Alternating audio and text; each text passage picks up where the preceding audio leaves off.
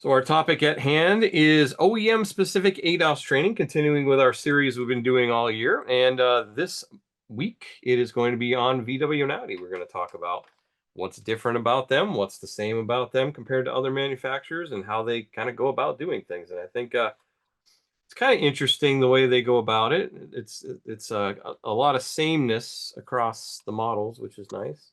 But we'll get into that as we go through this.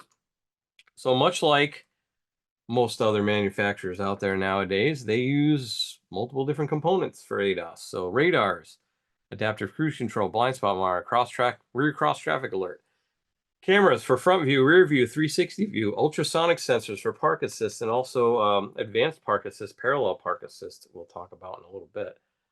Sensors all over the vehicle. Especially look at this one in the front here. So this is a Audi A8. And you can see that on this one side, we got a couple ultrasonic sensors, radars in the front too. That's long range radar, that's corner radar, got another corner radar there, distance radar there. And then in the middle here, however, we have a laser scanner actually. So very few vehicles out there that I've been able to find use lasers. Most of them use cameras and radars. They don't really get into the laser much. And really, as far as I know, there's only one or two models that Audi has that uses this laser scanner. But it's there, and it's been since about 2018 model year. So a little closer look at it. We got a laser that shoots out. We got a mirror that spins, and then it ejects this laser beam array. And then as it bounces back, it's going to bounce off the sensor. And it is going to judge distance. It's able to map what's around it a lot higher resolution than, say, a camera or a radar would. So they do use those on a couple models, and they do have to be calibrated. Luckily, it's not too much more difficult than calibrating a radar, or a camera. So not too bad. And speaking of calibrations, Volkswagen, as far as I can tell, really doesn't use many different targets.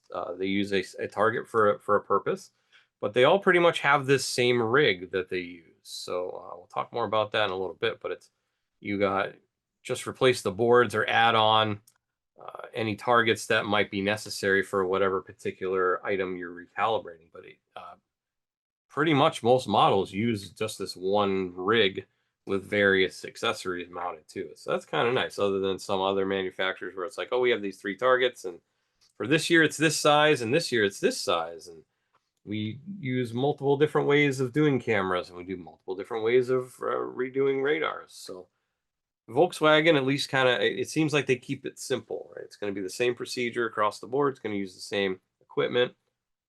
Guess it saves them money anyways for the dealership, right? But anyways, I thought that was kind of interesting because it's very unitized across the board. So the first vehicle we're going to dive into is a 2014 Jetta, and as you might suspect, being a 2014, it does not have a whole lot of stuff on it as far as ADAS is concerned. It's got two cameras. It's got one in the front, one in the back.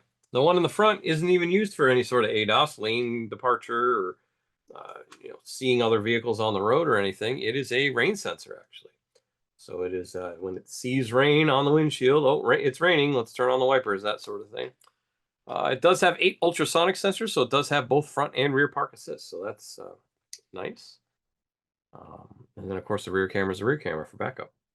So here's the front camera. It just kind of mounts to the windshield, as you can see. It's got a little cover there. Mirror would be up there, and it just sits up on the windshield and sees, is there water there? Basically, what its job is to do. No recalibration for that.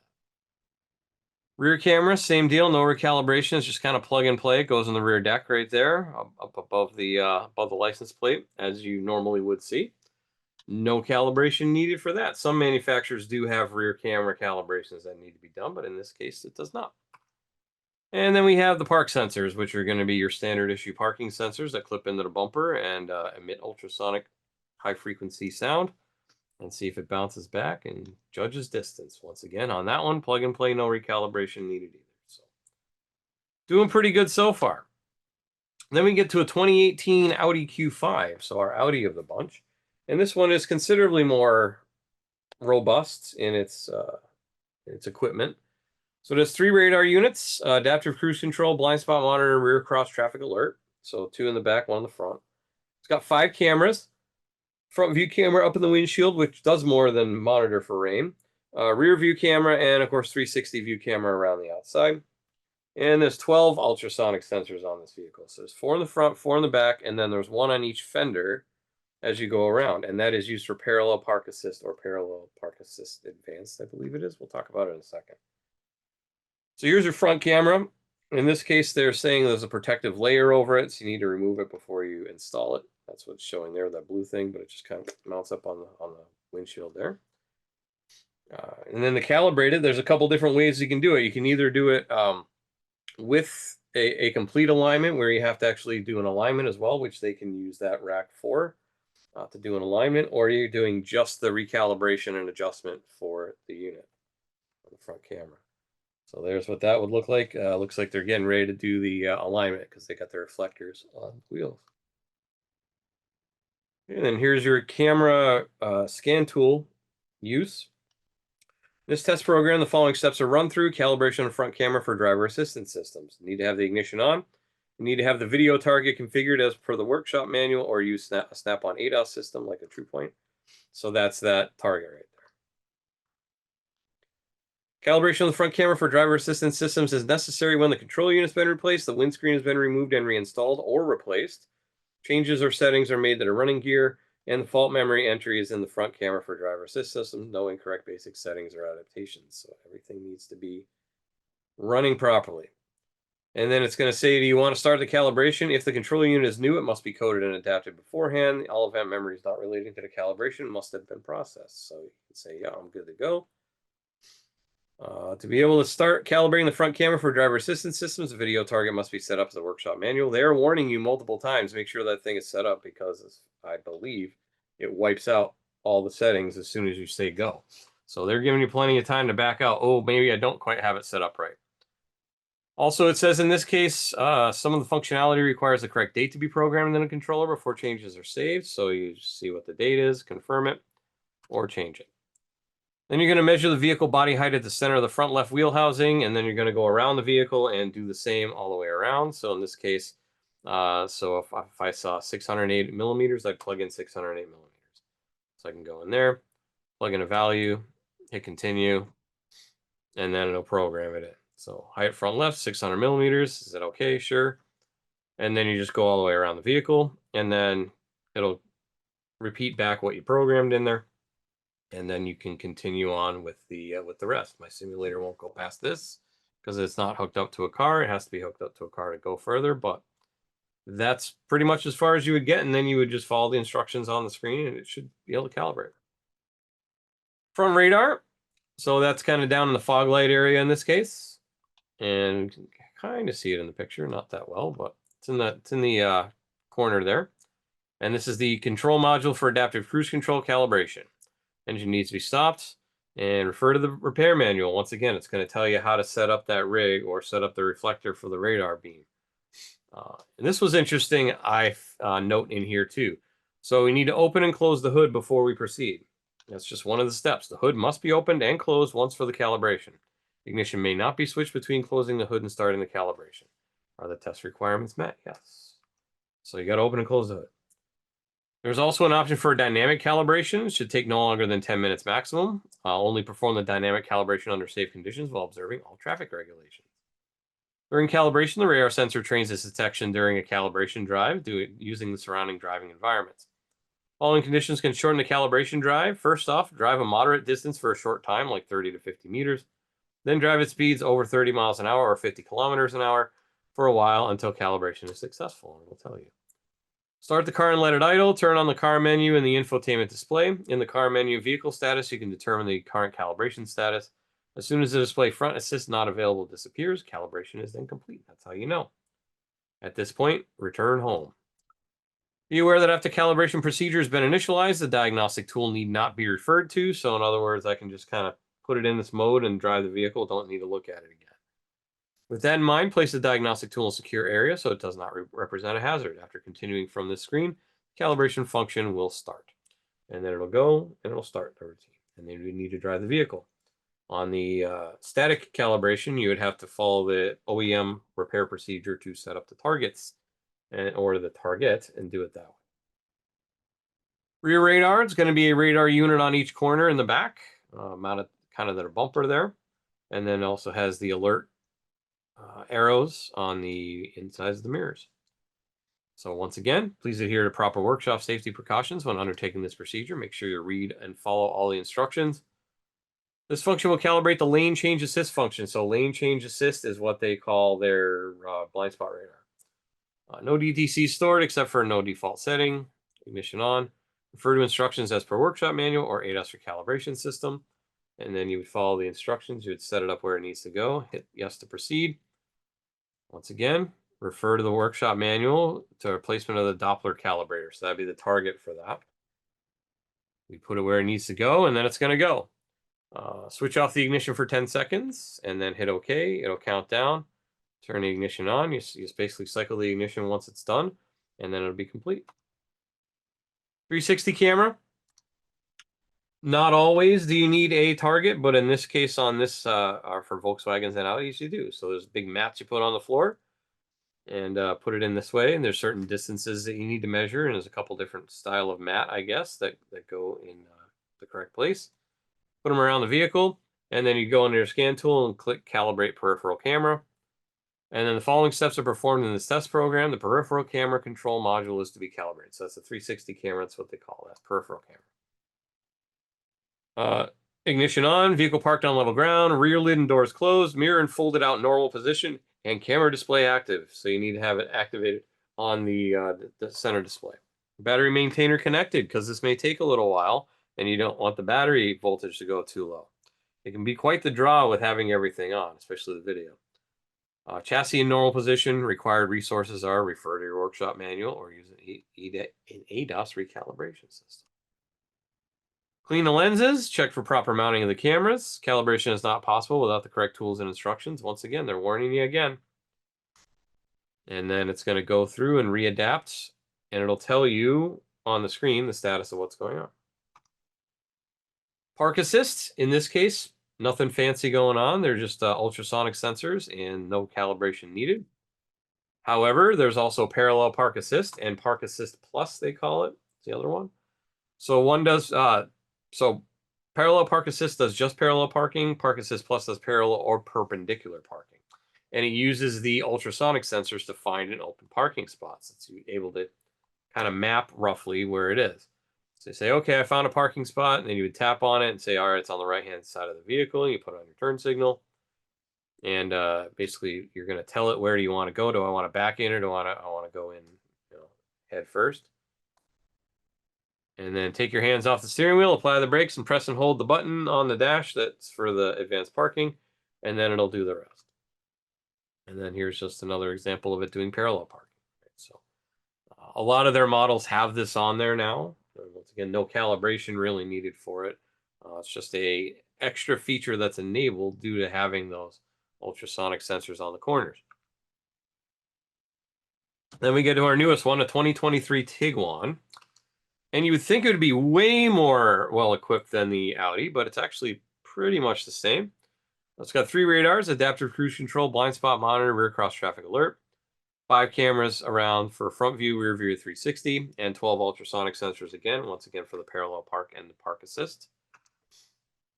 So front cameras up there. And by the way, I'm not going to walk through the scanner functions on this one again, because it's exactly the same as the Audi.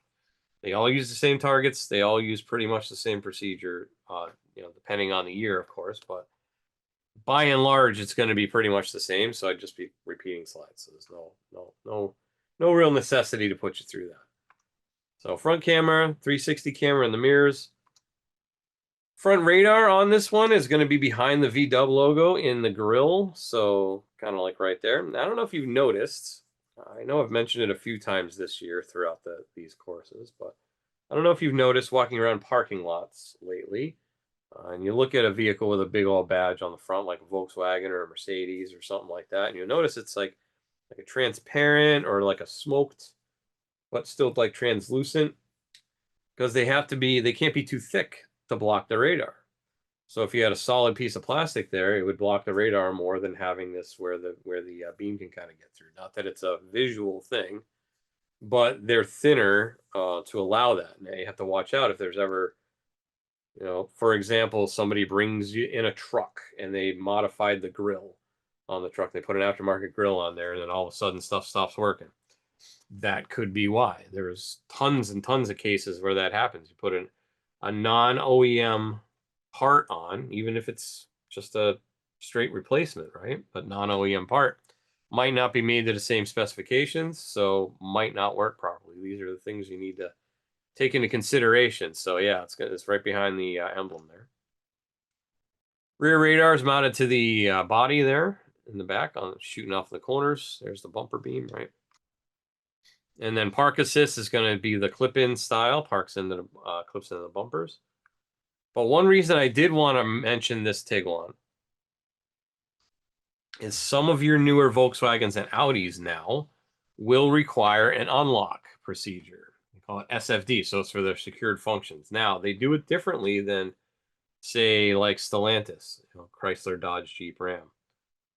You have to unlock the entire car before you can even get in there and do anything. Won't let you do anything until you unlock it.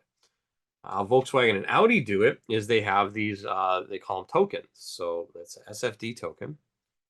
And it is at the functional test level is where this is. So you can do a lot of stuff in the car until it comes up to one spot where, say I want to do a functional test, and then it'll come up with a screen that says, hey, enter in your profile access code.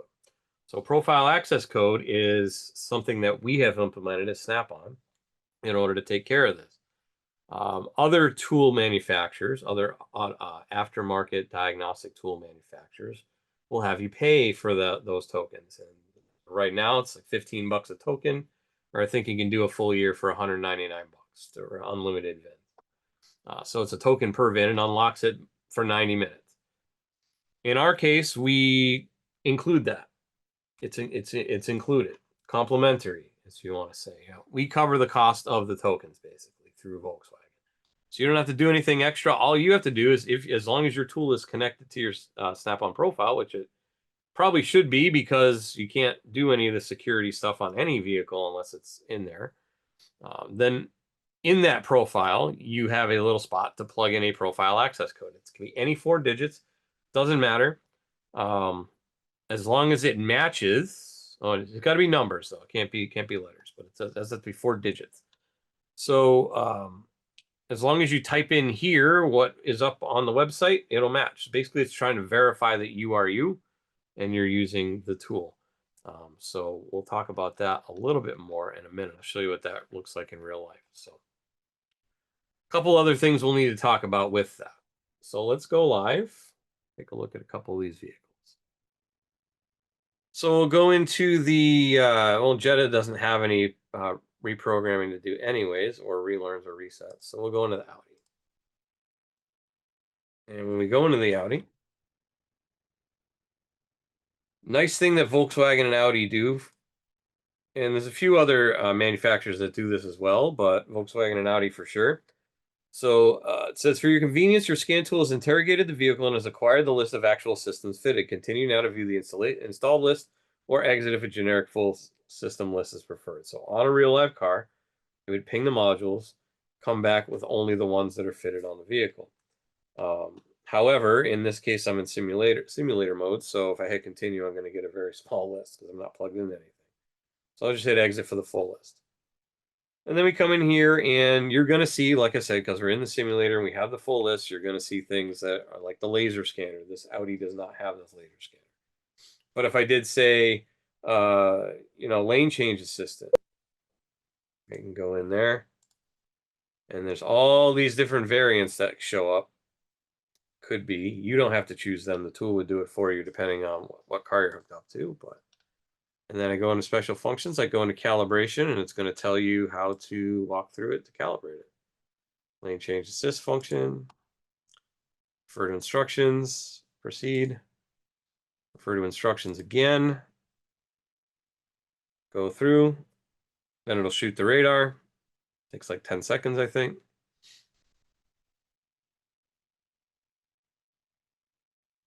Okay, switch the ignition on.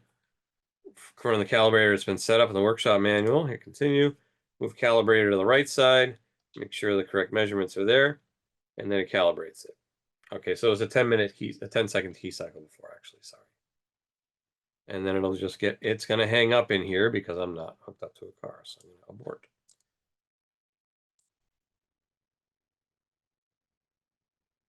Okay.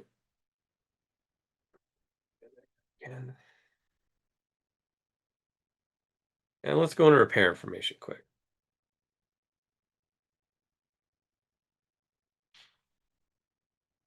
So if I wanted to go through this and look at, say, it comes up there. Say I wanted to do like the front camera. And how would I calibrate that? So I can go into calibration. Like we said, you can do a complete alignment with wheel alignment or just a basic calibration or adjustment. And then it's going to come in here. It's going to tell you how to set up the board and all that, right? We looked at that a little bit earlier. So here's setting up their alignment reflectors. Also, like I said, let's see, John Bean aligner. There we go, VAS 6430, right? So if I were to look this up,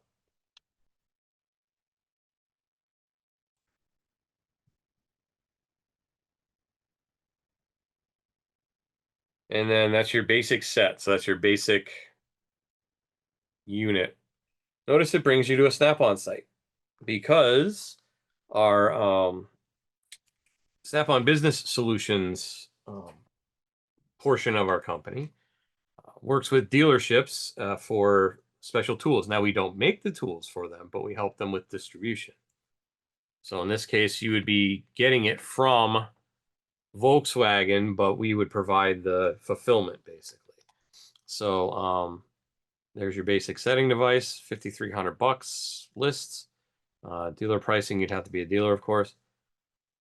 And then there's the deal, right? So this is all their specialty tools. We go the driver's assist. See all the different things. There's a calibration board for the laser scanner, right? That's $4,900 just for the board. That's kind of crazy if you think about it, but yeah, it's a dealership tool. That's how it is, right? So $4,900. Calibration board, mounting, wall bracket, cover, set of assembly and operating instructions, and you still need the other $5,000 thing. So if you were only working on Volkswagens, it'd probably be okay to get by with what you need. But you know, having one thing that'll do multiple vehicles is probably preferable, I would think. But yeah, there's the basic machine there. All right, and then let's go into the Tiguan because we want to look at SFD stuff.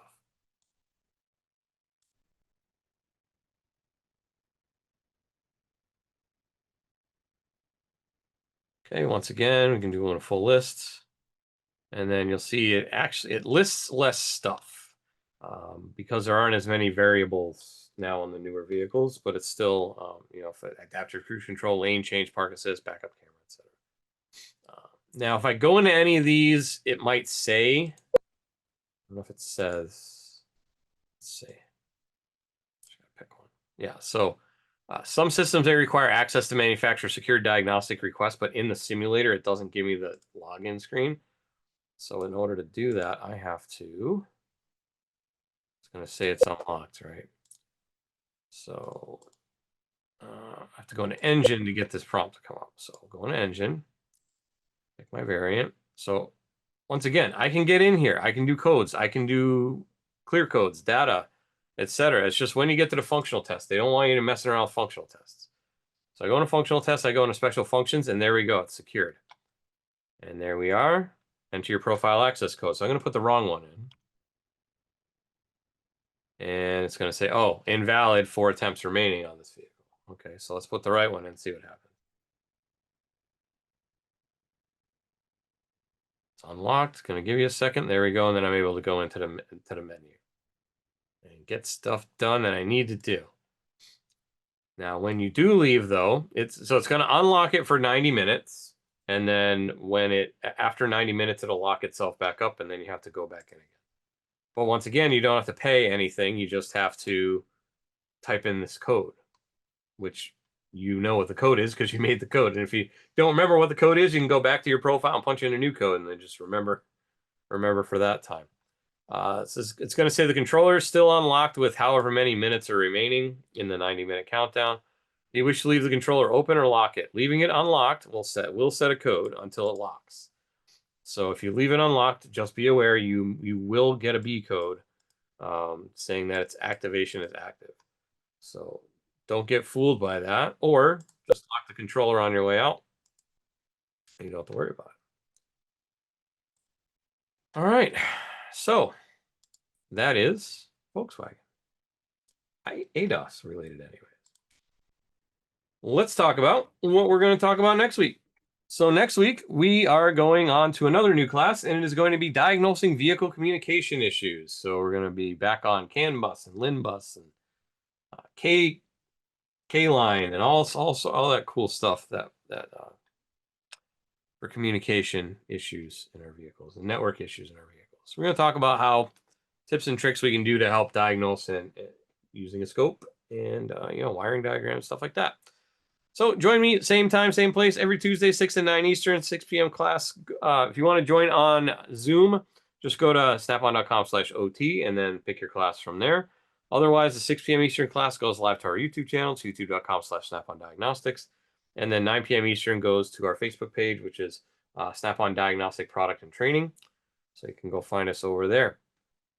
Now, if you'd like to see any of the past topics in this series, anywhere from intro to ADAS to OEM-specific ADAS training on Nissan, vehicle maintenance functions, diesel emission systems, anything like that, feel free to browse our YouTube channel. So they're all free. They're all about half hour, 40 minutes long. If you scan that QR code right there, it will bring you to the YouTube channel and automatically subscribe you, like I said. And there is a playlist for live training. So it's all free live training. We've got 120 episodes up there. So by my math, at about half an hour each, that's about 60 hours worth of free diagnostic training available to you 24 hours a day, 7 days a week. So if you want more information on any of those topics, feel free to just check them out. They're free. Also, do we have your email address? If we don't have your email address, you may be missing out on some important diagnostic related content, such as technical focus articles, SureTrack blogs, quick tips, new product releases. They also send out my training schedule periodically. So if you're not getting those emails, like this one that says how to diagnose a timing chain, scan that QR code. That'll bring you to a form where you can fill out your information, and then you can start getting this valuable information right to your email inbox. All right, time for questions. As I said, this is a pre-recorded session, so if you do have questions on Zoom, just reply to the confirmation email you got. If you're joining on YouTube, just feel free to leave a comment, and if you're joining on Facebook, feel free to leave a comment as well. So with that, I'd like to say thank you for watching. If you, hopefully you'll join me next week for more exciting diagnostics material. With that, enjoy the rest of your week. Enjoy your weekend. Have a nice night and take care.